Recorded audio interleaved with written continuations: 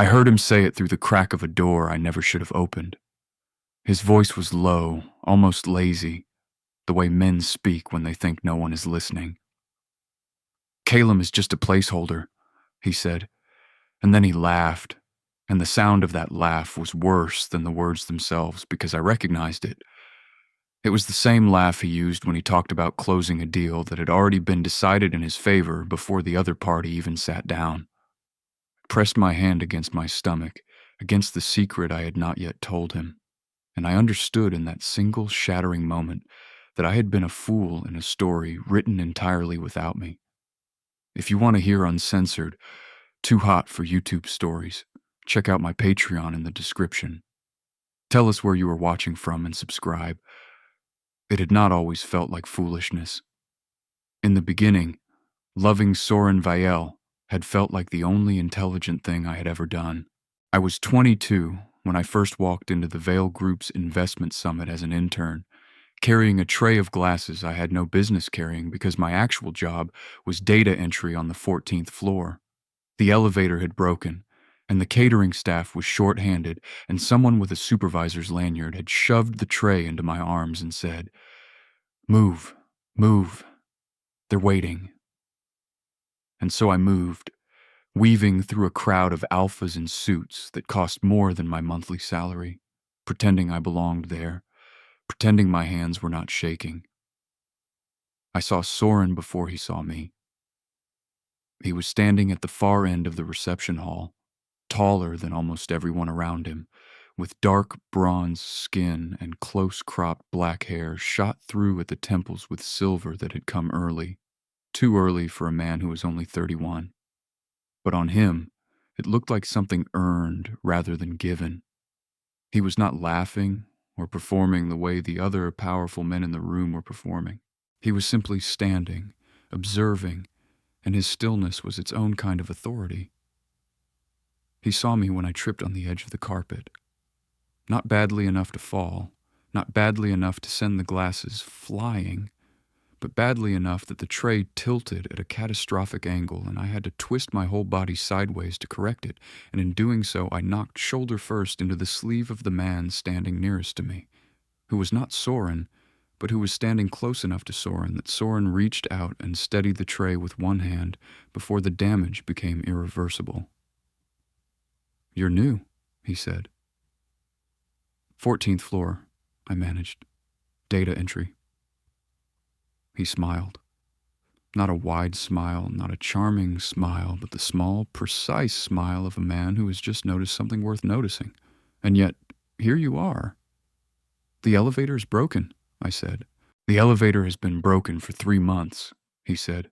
"The building management keeps sending apology letters." I did not know what to say to that, so I said nothing, and after a moment he took a glass from the tray himself and turned back to the room, and I carried the rest of the glasses to the table and spent the remainder of the evening in a state of low-grade electric disorientation that I told myself was anxiety about spilling expensive wine on expensive suits. It was not anxiety. He found me in the elevator lobby 2 weeks later, waiting for the stairs to become less crowded, and he said, "The elevator's fixed now." And I said, "I noticed." And he said, "Have dinner with me." And I said yes, before my brain had fully processed the request, and that was how it began. The first 3 months were the kind of months people write songs about. He was attentive in ways I had not expected from a man with that much power. The kind of attentiveness that felt specific to me rather than practiced on others. He remembered that I disliked strong coffee but loved the smell of it. He remembered that I had mentioned once, in passing, that I had wanted to study architecture before my family's finances forced me into business administration. He took me to see buildings, not galleries, not restaurants with waiting lists, but buildings, old ones, new ones, strange ones in neighborhoods we had no other reason to visit. He would stand beside me and ask what I thought, and he would listen while I answered. And the listening felt genuine in a way I kept looking for reasons to doubt and kept failing to find. I was an omega in a world where omega and alpha bonds were still written into the social architecture in ways both visible and invisible. Soren was an S-class alpha, which meant his pheromones had a density and reach that lower classification alphas could not produce, which meant that in any room he entered, other omegas turned instinctively, drawn by something older than language.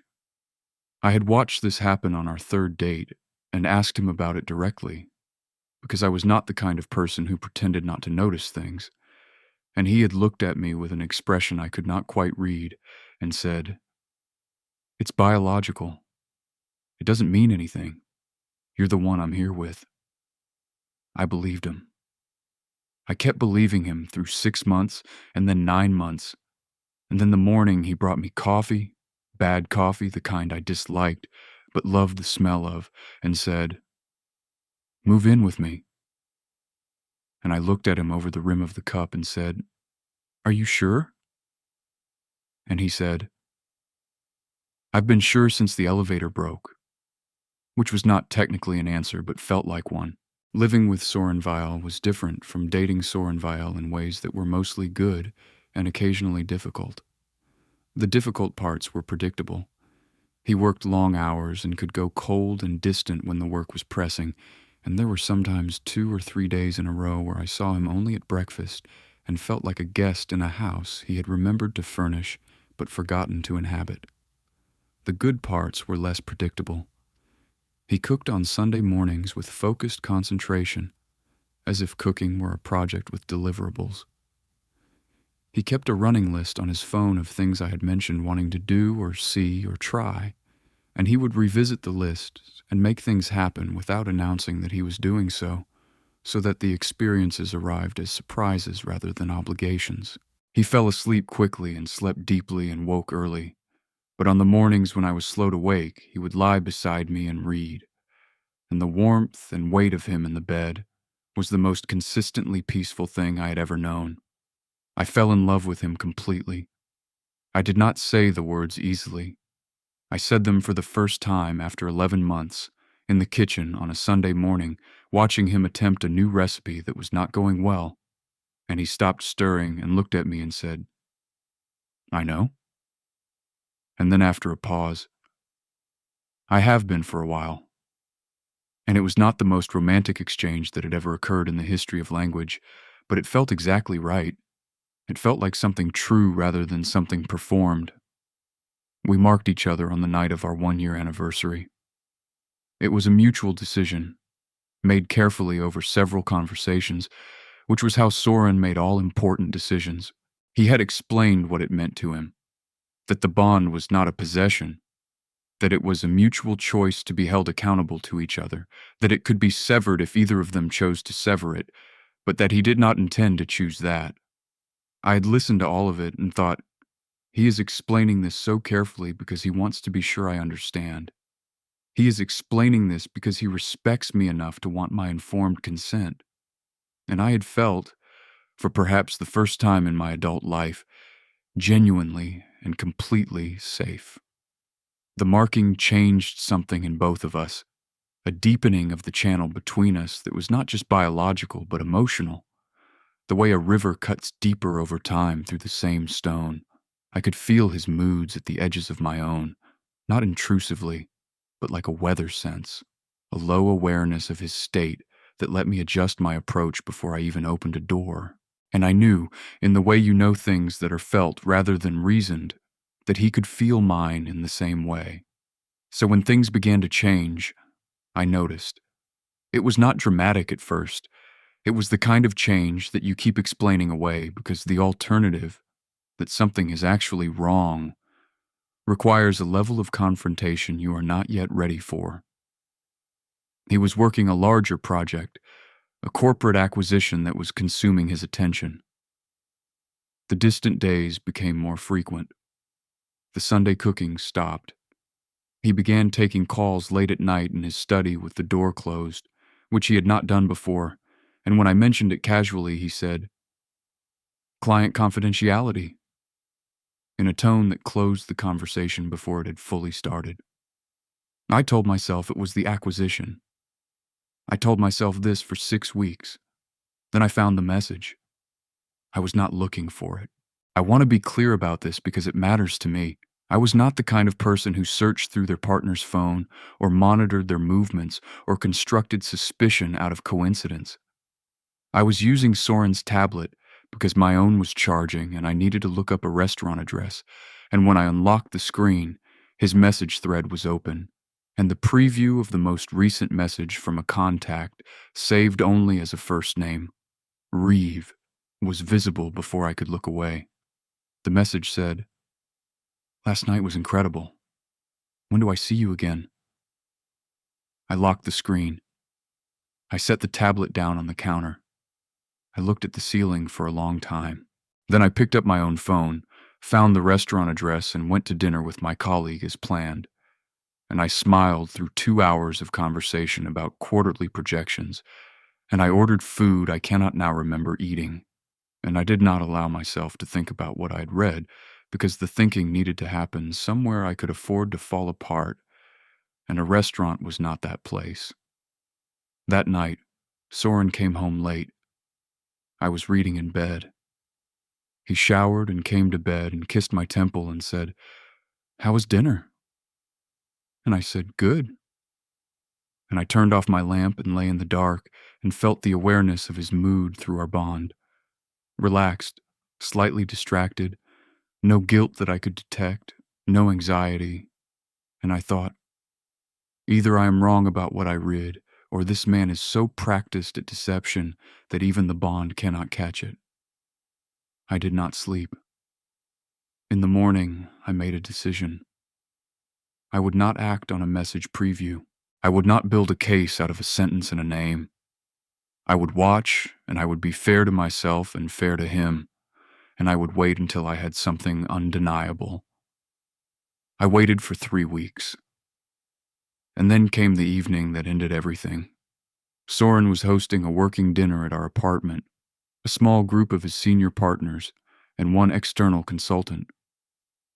I had offered to arrange the catering and then stay out of the way, and so I had spent the evening in the second bedroom that served as my home office, reading until the catering team finished and left and the conversation in the main room shifted from business to the looser, warmer register of men who have eaten well and drunk carefully and are now simply talking. I went to the kitchen for water. The study door was not fully closed. Soren and one of his partners, I recognized the voice, a man named Dorian, who had been to the apartment twice before, were speaking quietly. And I was not intentionally listening, but Dorian said my name, and the sound of your own name is impossible to ignore. "Calem's good for you," Dorian said. "He stabilizes you. The bond helps. I can see it in the data cycles." And Soren said without hesitation, without a pause long enough to suggest he was weighing his words, "Calem is just a placeholder. He served a purpose at a particular time. Reeve is the one I've always wanted. I just needed something stable while I worked through the complexity of that situation." And then he laughed. I stood in the hallway with my hand pressed flat against my stomach and the sound of his laugh moving through me like cold water, and I thought, the baby. Because I knew, had known for 4 days, the quiet certainty of a test I had taken alone in the early morning with the bathroom door locked against a private fear I had not yet found language for. I was 8 weeks along. I had been waiting for the right moment to tell him, the right version of a conversation I had rehearsed a dozen different ways, each one beginning with his face turning toward mine in the way it did when something genuinely moved him, each one ending with his hands on my stomach and something confirmed between us that had been building for 2 years. There was no right moment now. I went back to my office. I sat in my chair. Outside the door, Soren's dinner continued, and the sound of low male laughter filtered down the hallway at intervals, and I sat very still and thought about what I was going to do. The answer, when it came, was not angry. It was clear. I was leaving. I was leaving before he could look at me with that careful, well-organized face and explain that what I had heard was out of context, or that I had misunderstood, or that Reeve was nothing, just as Reeve's message had been nothing, just as the late nights and the closed door had been nothing. I was leaving because I had heard him in an unguarded moment speak the truth that his managed moments had hidden. And the truth was that I was a temporary arrangement in a life he had already mapped out without me. And I was leaving with our child because our child was not a placeholder. Our child was real and ours, and I would not raise them in the shadow of a man who had decided before they were born that their other father was a contingency rather than a choice. I did not leave that night. I was precise about this. I waited 4 more days, during which I was careful and warm and present in all the ways that Soren expected me to be, because I needed those 4 days to arrange the infrastructure of disappearance. I called in a favor from my oldest friend, a man named Pell Arden, who had been with me since university and who had 2 years prior relocated to the coastal city of Thiessen for work. Pell did not ask many questions. He heard enough in my voice to understand the shape of what had happened, and he said, "Come, I have the spare room and I will not tell anyone you're here." And that was what I needed. I put together what I would take in a single bag, because taking too much would be noticed, and noticed meant stopped. I made arrangements with my bank to reroute my direct deposit to an account Soren did not know about, which had been mine alone since before we met. I sent a digital copy of my employment contract to my personal cloud storage, along with several documents that would matter later. The bond registration, the lease that had been signed in both our names, my own identification records. On the 5th morning, Soren left for an early meeting. I dressed. I picked up my bag. I stood in the kitchen for a moment and looked at the room where he had cooked on Sunday mornings, and I put my hand on the counter where the tablet had been, and I said nothing aloud, because there was nothing left worth saying to empty rooms. I wrote one note. It said, "I heard you. I know what I am to you. Do not look for me." I left it on the kitchen counter. Then I walked out of the apartment, took the elevator down, the elevator that had been broken when we met and fixed long ago and which meant nothing now, and hailed a car to the station and boarded the first train to Thiessen. On the train, pressed against the window with the city moving past in long, horizontal streaks, I put my hand on my stomach and said very quietly to the person growing there, "It is you and me. That is not a smaller thing than what we left. It is the whole thing." Pell was at the station. He looked at my face and did not say anything about what he saw there. He took my bag.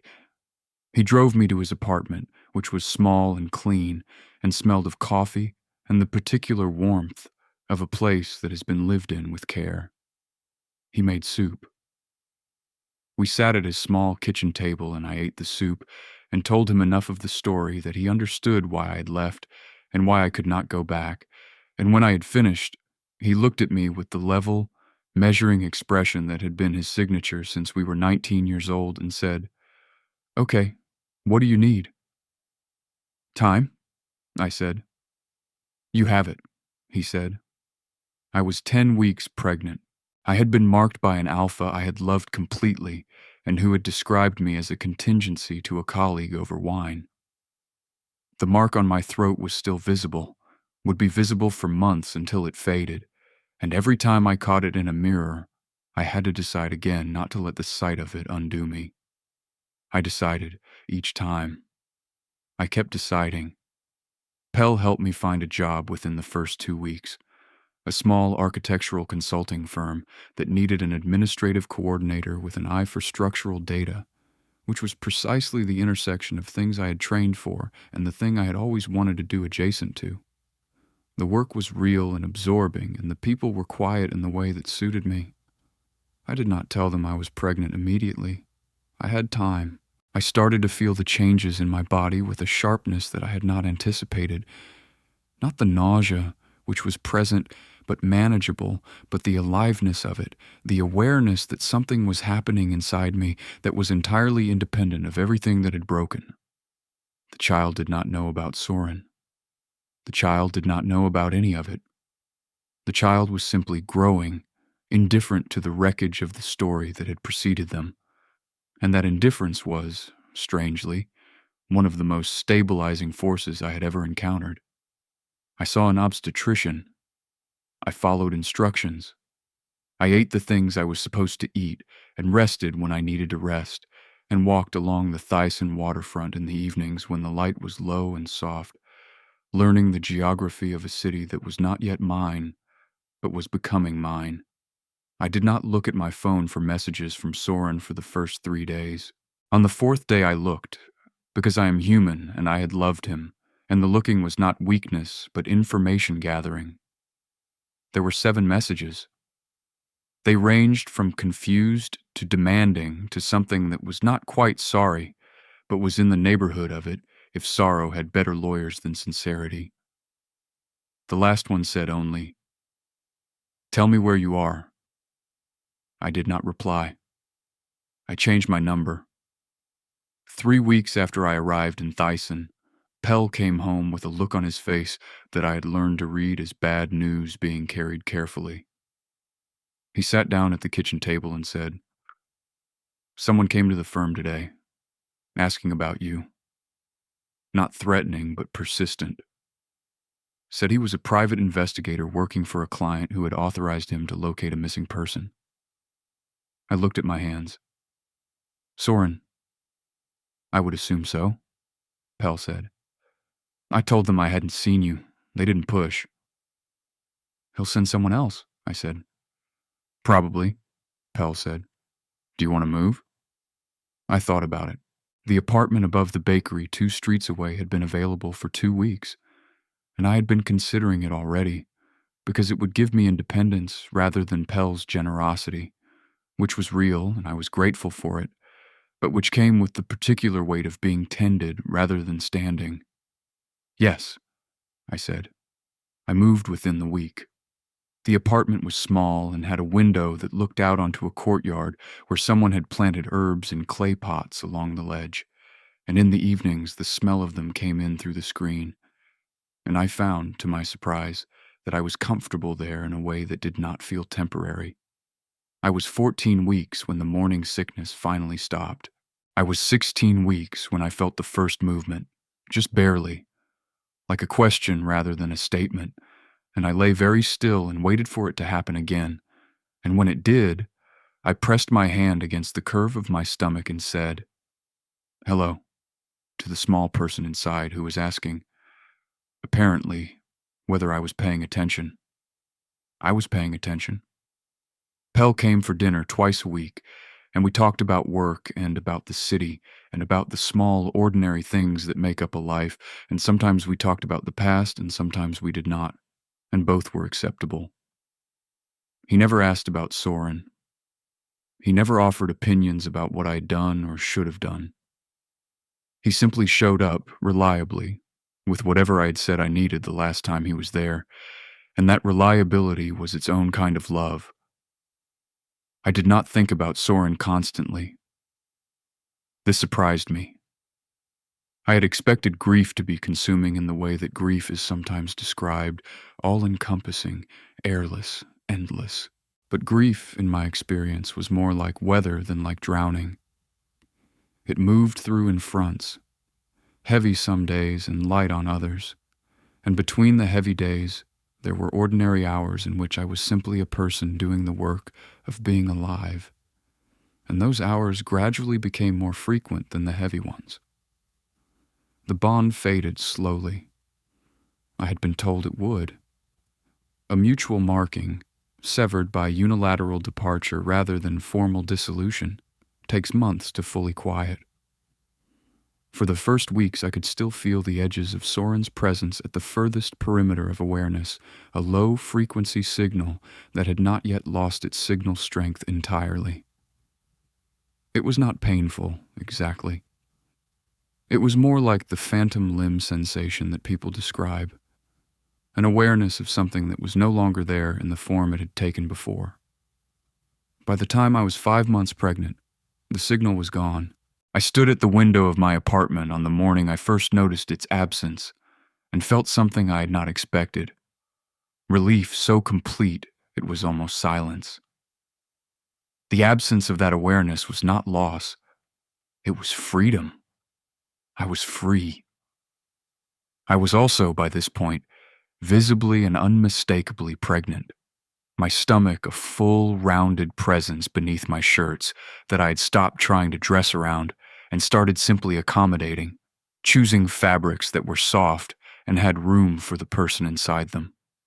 My colleagues at the firm knew by now and had responded with the matter-of-fact warmth of people who believe a pregnancy is simply a fact of life that calls for logistics rather than drama. My supervisor had asked about my preferred timeline for leave and made note of it without ceremony. A junior colleague named Wren, who had the particular brand of brisk kindness that I deeply appreciated, had organized a small desk arrangement that made it easier for me to sit comfortably through long review sessions. I was building a life. It did not look like the life I had imagined, but it was real and it was mine, and the person inside me was real and mine too. And I found, on the ordinary evenings in my apartment with the herbs in the clay pots, visible from my window and Pell's voice on the phone and the low sounds of the city going about its business, that this was enough. It was, in fact, more than enough. It was the beginning of something that the life before had not known how to be. I was 6 months along when I first saw the name Soren in a professional context that I could not avoid. The firm I worked for had been invited to submit a proposal for a major commercial redevelopment project in Thyssen's Harbor District. The project was significant, the kind of work that could change the firm's profile entirely, and my role in coordinating the proposal documentation meant I was handling materials around the clock for 2 weeks. On the day the shortlist came back, my supervisor called me into his office and showed me the list of competing firms. Vile Group Architectural Partners was on it. I looked at the name for a long moment.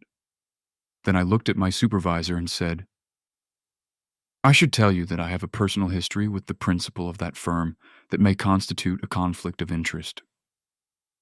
My supervisor, a precise and thoughtful man named Caius, looked at me without alarm. "Is the conflict active?" "No," I said. "But it was significant." "Then we manage it," he said. "You are not required to attend any joint evaluation meetings. I will note the disclosure." "Thank you," I said. I returned to my desk.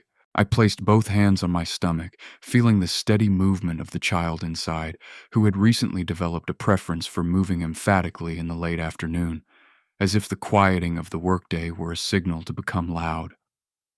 I breathed. Soren was in Thyssen, or he was about to be, and the city I had built my new life in was about to become a city that contained both of us, which meant that the story I had thought I had closed was not, in fact, closed. It was simply waiting. The presentation day was set for 3 weeks out. I spent those weeks doing the work I was paid to do and trying not to do the mathematical calculation of proximity. How many meetings, how many hallways, how many glass-walled conference rooms, and how many shared buildings. I was good at my job, and I needed to keep being good at my job, and fear, I had learned in the past months, was something you could acknowledge without letting it make decisions on your behalf. I was 6.5 months along when the first true confrontation happened, and it did not happen in a conference room. It happened in a coffee shop. I was there early on a Tuesday, before the city was fully awake, sitting at a corner table with a review document and a decaffeinated tea I had made peace with, and my coat open over my rounded stomach because the morning was warm. The coffee shop was quiet and familiar, a place I came to often enough that the baristas knew my order. The door opened. I did not look up immediately. I was reading. And then the pheromone signature reached me. Faint, changed. less overwhelming than it once had been now that the bond was fully gone, but still recognizable in the way that a voice is recognizable even when it is calling from a great distance. And I looked up. Soren stood in the doorway of the coffee shop in Thyssen, and he was looking at me. He had not changed in the way I might have expected. He was perhaps more tired around the eyes, and there was something different in his expression that I did not immediately have language for. Not the confident, composed Soren of the dinner parties and the acquisition calls, but a man who had been looking for something and had just found it in a place he had not expected. He was staring at my stomach. He could not have missed it. There was no version of this moment in which the visible reality of my pregnancy was not the central fact. For a long moment, neither of us moved. The coffee shop went on around us. The hiss of the espresso machine, the low conversation of two people at the bar, the particular morning quiet of a Tuesday in a city that was still waking up, and we were very still inside all of it. Then Soren crossed the room and stopped at the edge of my table, and he said, voice lower and more careful than I had ever heard it, "Calum." I looked at him. I let myself look at him fully, without flinching, without the old reflexive softness that had been my default response to the sight of him for 2 years. I looked at him the way I had learned to look at architectural drawings, finding the load-bearing structures, identifying what was actually holding things up, refusing to be seduced by the surface. "You should not be here," I said. "I have a project," he said. "The harbor proposal." "I know about the project," I said. "I disclosed my conflict of interest to my supervisor 3 weeks ago when I saw your firm on the short list." Something moved across his face. "You knew I was coming." "I knew your firm was competing," I said. "That is not the same thing." He pulled out the chair across from me. He did not sit down. He stood with his hand on the back of the chair, which was, I recognized, his way of asking permission without asking. One of the small habits of consideration that I had once loved and which now felt like a vocabulary I no longer spoke. "May I sit down?" he said, and it was not quite a question. I thought about saying no.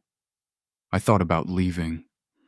I thought about the 3 weeks of preparation I had done for exactly this eventuality and the conclusion I had reached at the end of those 3 weeks, which was that the confrontation, when it came, would be cleaner if I was the one who chose its terms. "You have 5 minutes," I said. He sat down. He looked at my stomach. He looked at my face. The expression on his face was one I had not seen there before, stripped of the careful professional composure, stripped of the warmth he had once deployed so skillfully, reduced to something that might have been genuine if I had not already learned the limits of his genuineness. "How long?" he said. 7 months, I said. The math was visible on his face. He was calculating backward. I watched him arrive at the calculation. "Why?" he began. "You know why?" I said. "Calum," he said, and the way he said my name had something in it that I might once have called love, and which I now classified more carefully as the sound of a man confronting the consequences of a choice he had made without fully accounting for the cost. "You said what you said," I told him. "I heard you. I did not mishear. I did not misinterpret.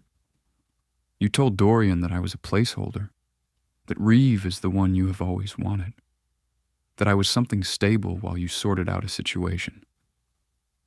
I paused. "I was 6 weeks pregnant at the time. I had not yet told you." The color left his face. "That is why I left," I said. "That is why I did not tell you. That is why I am here and you are there, and our child will not grow up in a house where their other father treats their family as a managed contingency." Soren opened his mouth. He closed it again. "Your 5 minutes," I said, "are almost gone." He sat across from me in the Tuesday morning coffee shop with the espresso machine hissing behind him and the flat, honest light coming through the front window, and he said nothing useful for almost a full minute, which was a long time for a man who had built a career on knowing exactly when and how to speak. Finally, he said, "I did not mean it the way you heard it." "Tell me how you meant it," I said. He leaned forward. His hands were on the table, not reaching for mine, but present, which was a version of reaching. "Dorian has known about Reeve for years. He has been pushing me toward that situation for longer than we have been together. That conversation was not an honest accounting. It was deflection." "You deflected," I said, "by calling me a placeholder." "I was managing him," Soren said. "By using me as a throwaway word in a sentence," I said. Something shifted in his jaw. "That is not fair. Soren." My voice was quiet and steady, and the steadiness cost me something. It was not effortless. I had practiced for this moment by deciding in advance what I would and would not allow to happen to me. "I am 7 months pregnant. I left everything I had built with you with one bag and a note, and spent the last 5 months constructing a life in a city I had to learn from the ground up. I changed my number. I moved twice. I disclosed a professional conflict of interest before you even arrived because I wanted to handle this correctly. I have not done any of this because I am irrational or because I am punishing you. I have done it because I heard you describe me as temporary to a colleague, and I believed what I heard, because nothing in 2 years gave me a reason to doubt your honesty in an unguarded moment."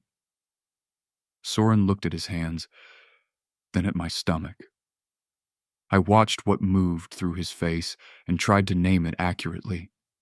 Not performance, not managed concern. Something raw. Shock that it had 5 months to mature into something less organized. "I have been looking for you since the morning I came home to the note," he said. "3 investigators. Everyone we knew. Your family." He stopped. "Your family was not helpful." "My family," I said, "was not helpful to me either." "Pell," he said. "I found his firm 6 weeks after you left. He told me he had not seen you." "He was telling you what I asked him to tell you," I said. "I know that now." He exhaled. "I came to Thyssen for the harbor project. I walked into this coffee shop because it is 2 blocks from the presentation venue and I was early. And you were sitting at that table and—" His voice had developed a texture I was not sure I had ever heard in it before. "You were sitting there with your coat open and your stomach reading a document." "Don't," I said. He stopped. "Whatever you were about to say," I said, "don't say it. The version of this conversation where you tell me how I looked, and I feel something about that, is not the conversation useful to us right now." He nodded once, pressed his lips together, reordered himself. "Is the child mine?" he said. "Yes," I said. "You are certain." "There has been no one else," I said. "There has not been time or inclination. I've been building a life and growing a child and learning bus routes." Something in him broke open then. The careful professional architecture of his expression fractured for just a moment, and underneath it was something genuinely undone. A man who had made a catastrophic error in a language he thought he was fluent in, only now understanding fully what it had cost. "Your 5 minutes are gone," I said. He did not stand up. "I am not leaving Thyssen," he said. "The project is 6 months of preliminary work. I will be here." "That is a professional matter," I said.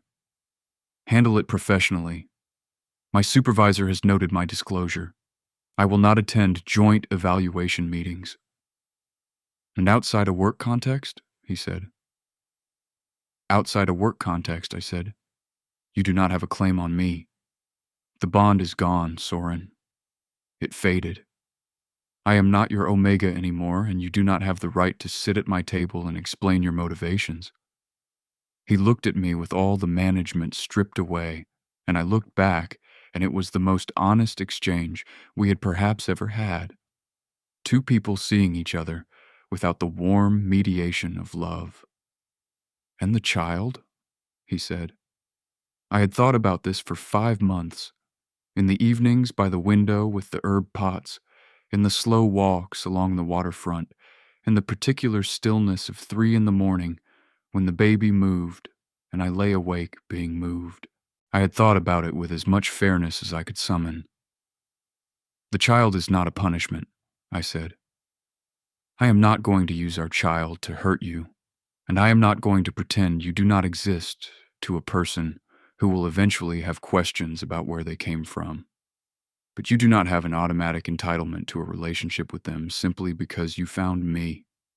Whatever that looks like will be decided slowly, carefully, on terms that prioritize what is best for them and not what is most comfortable for you. Soren absorbed this. That is fair, he said. I know it is, I said. I stood, put my coat on, picked up my document. Caleb, he said. I looked at him. I'm sorry, he said. And unlike the apologies I had imagined him making during the long months of building my life without him, composed, well argued, the apologies of a man who apologized the way he presented proposals, this one was short and undecorated. It sat on the table between us like something he had put down because he had no further use for it but could not simply carry home. I looked at it. I did not pick it up, but I also did not tell him it was too late because I had not yet decided whether it was. I will see you professionally, I said. Beyond that, I don't know. I walked out of the coffee shop. Outside, the morning was fully awake, the city moving with the brisk momentum of a Tuesday at 8:30. I stood on the pavement and breathed the harbor air, salt and distance and the herbs someone was growing in a window box across the street. And I put my hand on my stomach and felt the child turning in that slow, deliberate way they had, as if they were considering a question. I know, I said quietly. I don't know either. I walked to work. The following weeks were difficult in a way that was different from the months of building and healing that had preceded them. The previous difficulty had been the difficulty of absence, constructing a self that did not have Soren at its center. This new difficulty was the difficulty of presence, of moving through a city that now contained him, of knowing that at some point in any given day, he was likely within a few kilometers of where I stood, thinking thoughts I could no longer read through a bond that no longer existed. I was professional. I attended no joint evaluation meetings. My supervisor ran those. I coordinated documentation from my desk and managed the communication channels and did my job with the focused precision that had become my default mode in Thyssen, the mode I had built because it kept me upright when other modes would not. There were moments in the middle of the workday when I would look up from a structural report and the harbor would be visible through the office window, and I would think, he is somewhere in this city right now, in a meeting room, or walking those same streets, or standing at a window that perhaps looked toward the same water. And then I would look back at the report, because the harbor had been there before him, and would be there after, and I had work to do. Soren did not come to the coffee shop again. He did not contact me through any channel I had made available. This was, I recognized, a form of respect, an understanding that I had set the terms and that the terms required him to wait. Whether his patience was genuine or strategic, I could not fully determine, and I found that I minded the uncertainty less than I had expected. Pell came for dinner on Thursday. I told him about the coffee shop. He listened without interrupting, and when I finished, he said, "What do you think you want?" I think, I said carefully, that I want to have the baby first. That is the only thing I'm certain of wanting right now. Everything else is a question I can defer until the primary event has occurred. Pell nodded. That's sensible. It's also cowardice, I said. It can be both, he said. And it was. I was 8 months along when the harbor project was awarded. My firm was part of the winning consortium. So was Vile Group Architectural Partners.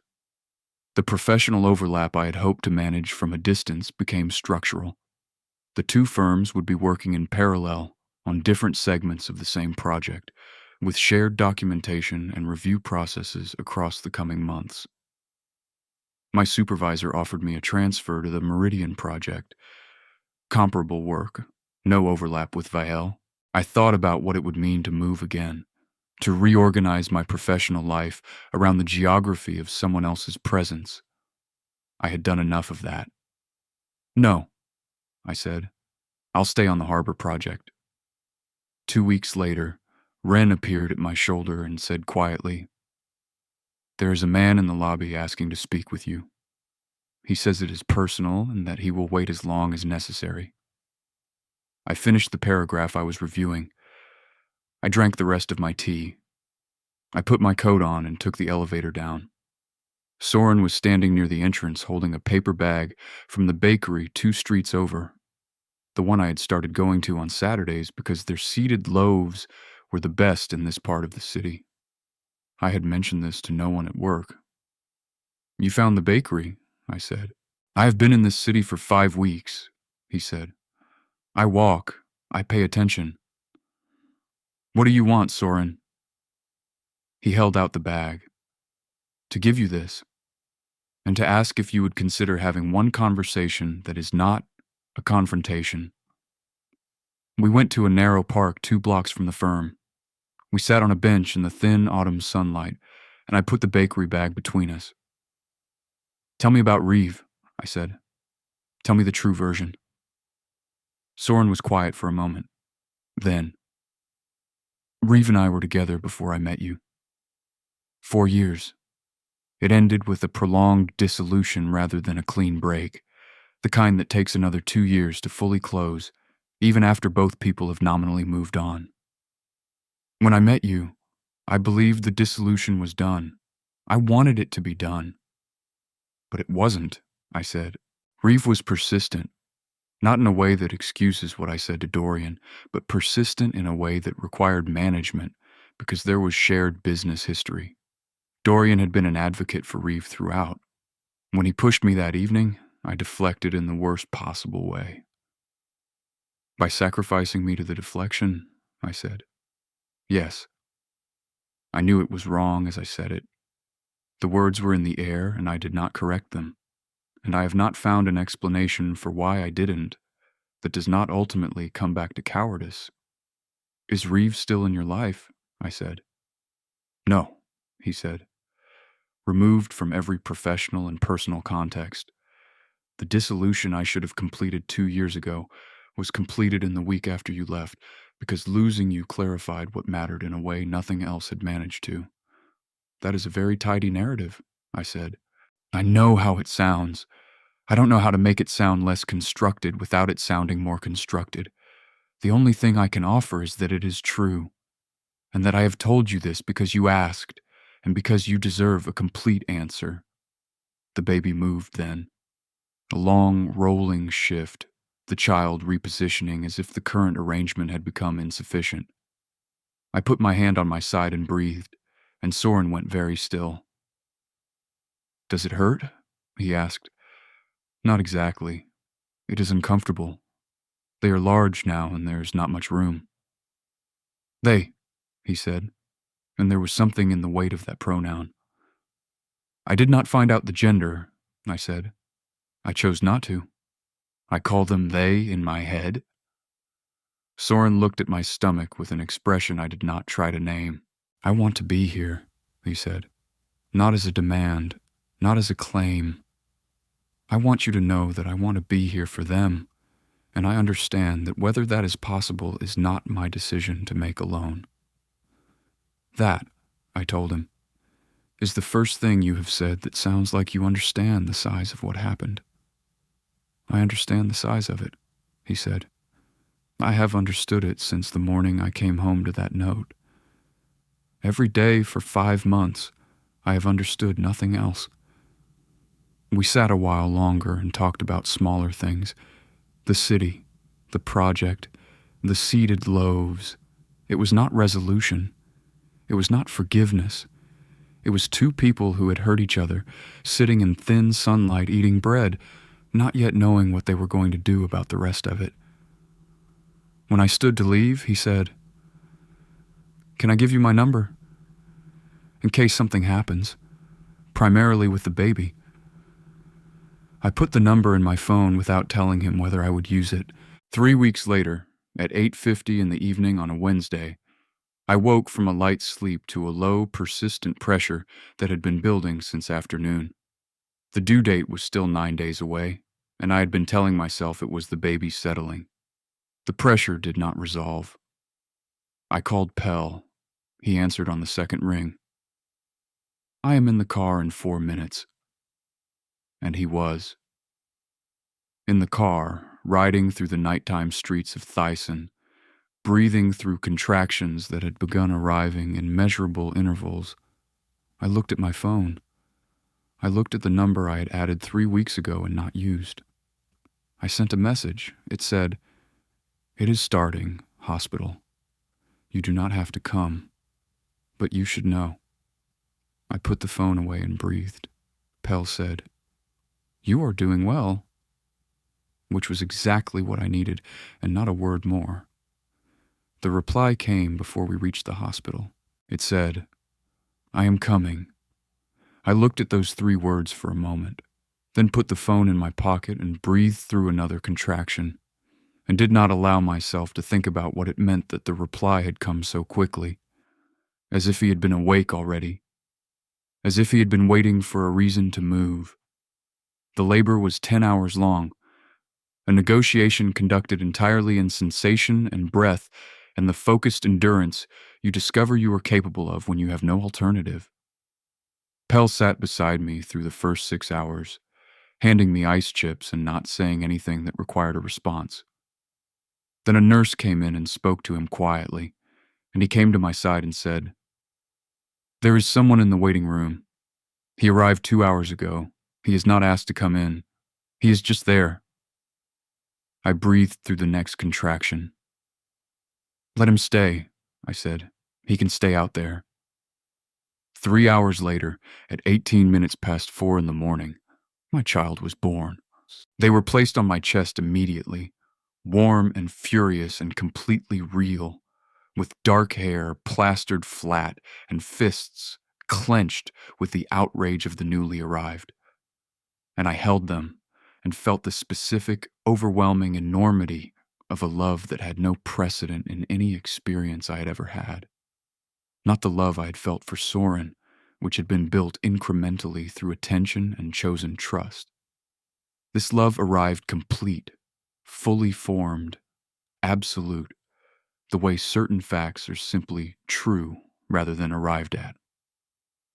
"Hello," I said against the top of their head. "I have been waiting for you." They quieted almost immediately, as if they recognized my voice.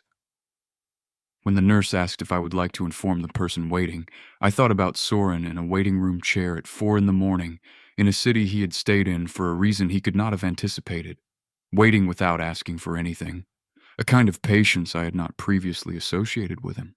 "Yes," I said. "Tell him he can come in for a few minutes." Soren came in quietly. He stopped inside the door, no coat, disheveled in the way of a man who had spent a long night in a waiting room chair. And he looked at the child on my chest, and something in his face collapsed entirely.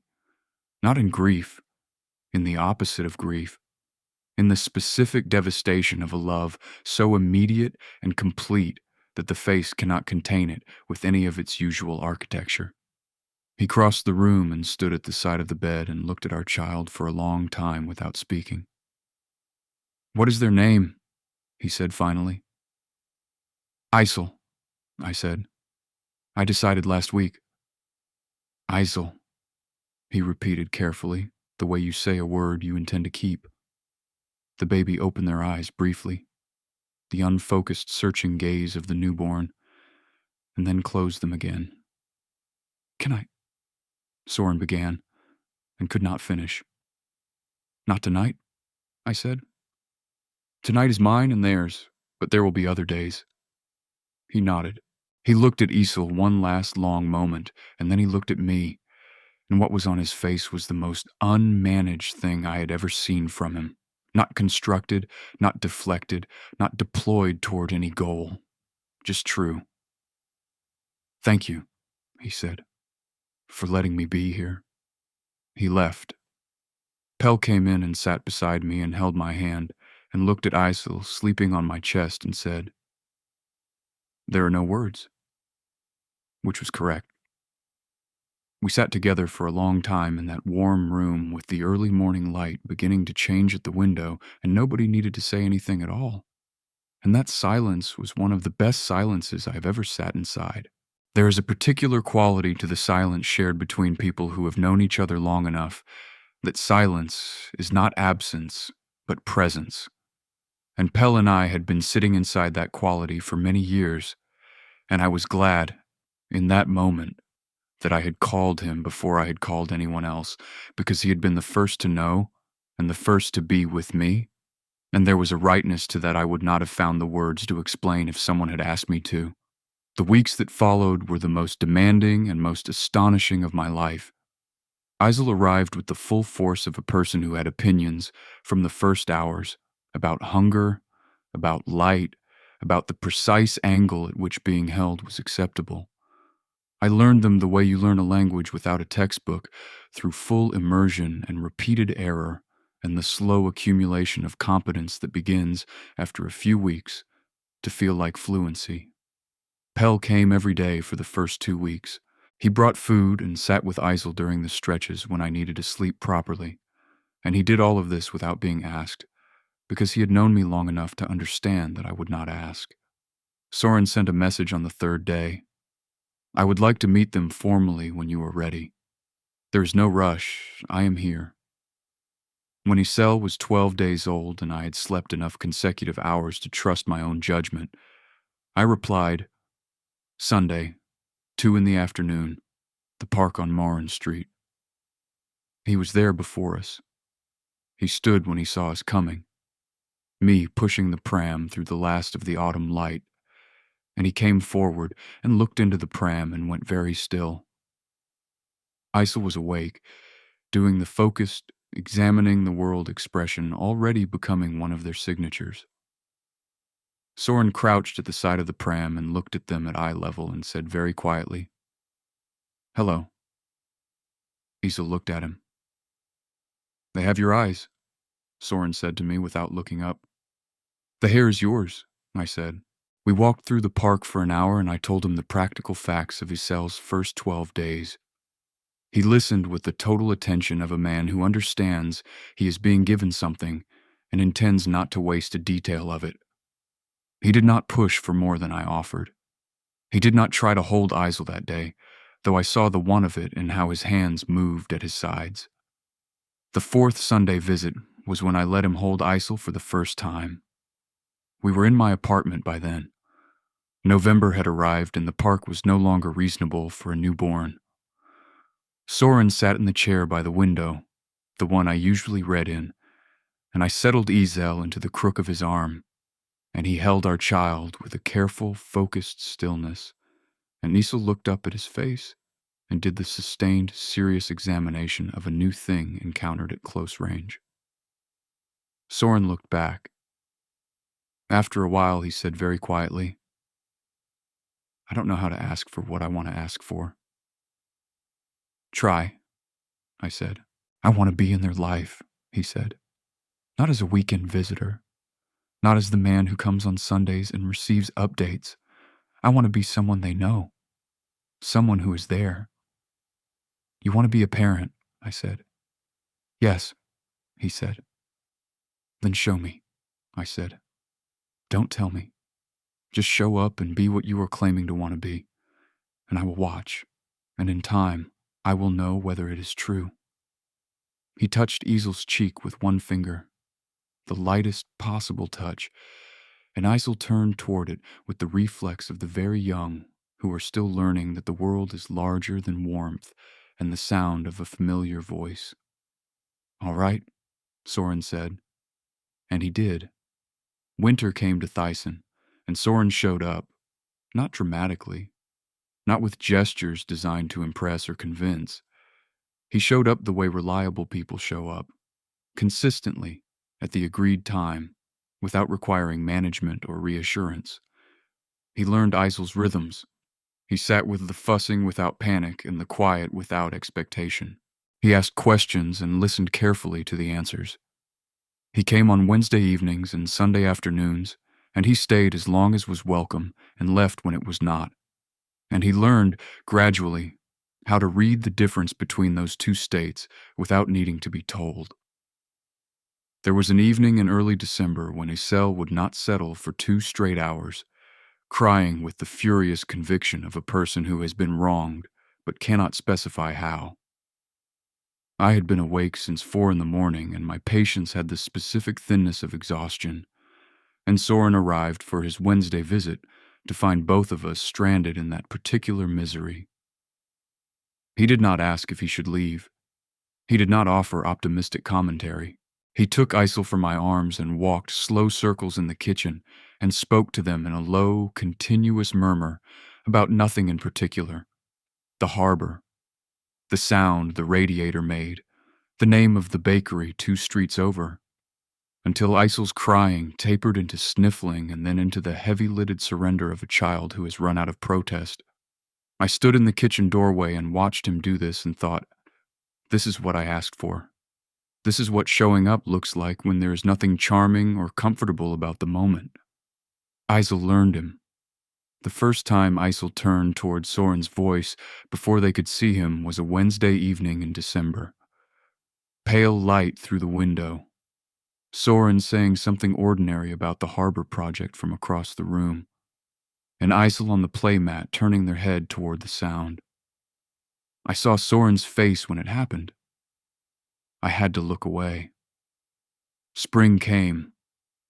Isel discovered their feet. Soren was there for the discovery, and his delight was so complete and so unguarded that it required no interpretation at all.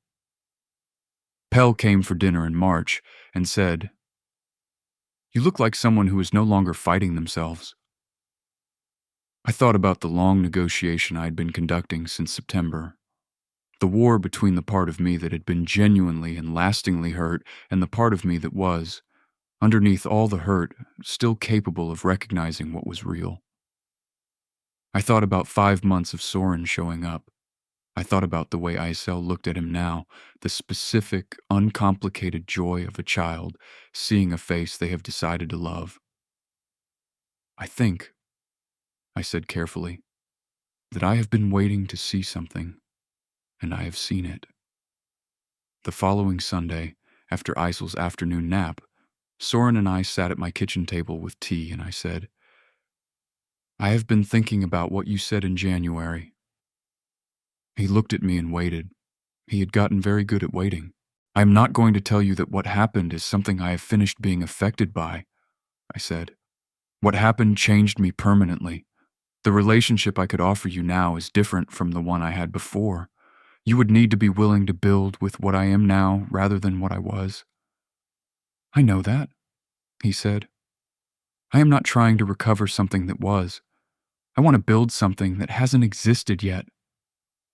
"Then I want to try," I said. Slowly, without any particular destination decided in advance. Just trying. The thing on Soren's face was not triumph, not relief, not the satisfaction of a goal achieved. It was something quieter than any of those things. The expression of a man who has been handed something he knows he almost lost entirely, and who is holding it with the particular care of someone who understands now, with his whole self rather than just his intelligence, what careful means. "Slowly," he said. "Very," I said. He reached across the table, slowly, and put his hand over mine. He did not move it. He simply let it rest there, the warmth of his palm against my knuckles, the particular physical fact of him that I had not allowed myself to experience in many months. I looked at our hands together on the table, and I thought about all the Sunday mornings in the apartment we had shared when his hands had moved across counters and cutting boards with focused concentration, as if cooking were a project with deliverables, and how I had watched him from across the room and felt, in those ordinary moments, completely safe. I had been safe then, in the ways I had known to look for safety, and I had not been safe in other ways I had not yet known to examine. The safety I was building now was different. It had been tested. It had been stress tested in the way that structural engineers test load-bearing elements, by applying the full force of what could go wrong and observing what remained. I did not pull away. From the other room came the small sounds of Isel, not crying, just the murmurs and sighs of a child moving through a dream, learning even in sleep the language of a world that was still astonishingly new to them. We sat like that for a while, Soren and I, with our hands together on the kitchen table and our child sleeping in the other room and the spring light coming through the window. It was not the love story I had imagined when I was 22 and walking into an investment summit with a tray of glasses I had no business carrying. It was something with more history in it, more weathering, more honest knowledge of what the other person was capable of, both in care and in failure. It was, I thought, more likely to last because of that. The things that have been tested carry a truth that untested things cannot. The afternoon moved around us, easy and unhurried. Isel woke. Soren went to them first, which had become ordinary by now, and I heard his voice in the other room, low and warm and stripped of every professional register. And I heard Isel's response, the sound of a child who has heard a beloved voice and is satisfied by it. I sat in my kitchen in the spring light and let myself have this. Not the life I had imagined. Harder and truer and built on materials that required much more work to find than I had ever expected. But mine, and theirs. And against all the odds of its own complicated construction, something very close to what I had actually wanted all along. Not a placeholder, not a contingency. Something chosen, fully, by everyone involved. Soren carried Isel into the kitchen, and they reached for me immediately with both hands the way they did when they had been in one person's arms and wanted the other, wanting the whole family in one place. And I took them and held them against my chest, and they grabbed my shirt with one hand and reached back towards Soren with the other. And Soren leaned in close, and for a moment the three of us were simply, briefly, together. "Okay," I said quietly, to no one and to everyone. "Okay." Outside, Thyssen went on in the ordinary way of cities on spring afternoons. Harbor light moving on the water, herb pots on the window ledge, catching the warmth, the distant sound of the first boats of the season beginning their routes.